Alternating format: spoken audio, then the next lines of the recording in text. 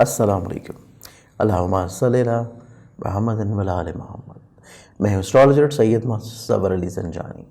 سال 2024 کی بات کی جائے تو سیجیٹیرینز برج قوس والوں کے لیے فائنینشلی طور کے پر یہ سال بہت امپورٹنٹ ہے، کیونکہ آپ لوگوں کا ذاتی معیشت اور فیملی سٹیٹس کا حاکم ستارہ زحل 30 سال کے بعد خانہ مال کے اسپیشلی خانہ مال کے فائدے کے گھر میں رہتا ہوا، یعنی کہ تیسرے گھر میں سارا سال رہتے ہوئے ذرائع آمدن میں اضافے کے لیے سنجیدگی اور محنت اور ایمانداری سے کی گئی کوششیں بارآور ثابت ہوں گی، اور ستارہ زحل 30 جون سے لے کے 15 نومبر تک جب ریٹروگریڈ پوزیشن پہ یعنی کہ رجت پوزیشن پہ ہوگا تب بلا سوچا سمجھے کسی بھی طور کے پر کوئی بھی انویسٹمنٹ نہ کریں.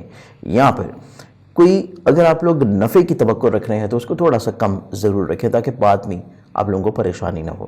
جبکہ ان ایام میں لین دین کرنا بھی نفع بخش آپ لوگوں کے لیے ثابت نہیں ہوگا.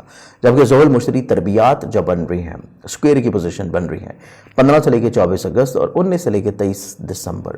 یہ وہ پوزیشنز ہیں جب مالی نقصانات از قسم زمین جائیداد، لاٹری، قانونی امور، عزت جیسے معاملات میں تھوڑی سی آزمائش ہو سکتی ہے اور پریشانیاں غیر متوقع طور کے پر پیش آ سکتی ہیں.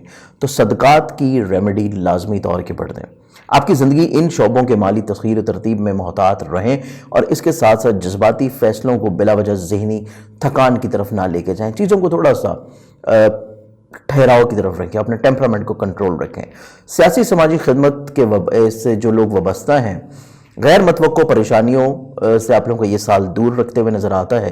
جبکہ 2024 مالی اور معاشی آزمائش سے بچنے کے لیے بزرگ افراد کی وقفہ سے یا خصوصاً ہفتہ کے دن ان کی خدمت لازمی طور کے پر کریں، یا اسپیشلی ایسے بچے جو کہ تعلیمی طور کے اوپر پڑھنا چاہتے ہیں اور افورڈ نہیں کر رہے تو آپ لوگ ان کی بھی کسی نہ کسی طور کے پر خدمت کر سکتے ہیں. جبکہ زحل مشتری تجدید 24 جنوری سے لے کے 19 فروری تک ایک مسلسل قائم رہے گی.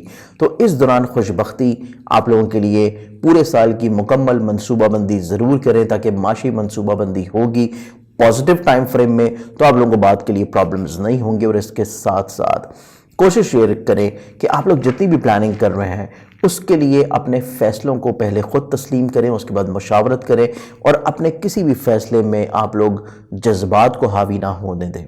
عقل سے، سمجھ سے، دانشوری سے چیزوں کو لے کے چلنے کی کوشش کرنی چاہیے. مزید 2024 کی ویڈیوز آپ لوگ اسی چینل کے پر دیکھ سکتے ہیں، اور اپنی پرسنل کنسلٹنسی کے لیے آپ لوگ اپائنٹمنٹ لے کے مجھ سے پرسنلی طور کے پر مل سکتے ہیں. اپنا بہت سارا خیال رکھے گا. انشاءاللہ بشرط زندگی آپ سے پھر ملاقات ہوگی. اللہ حافظ.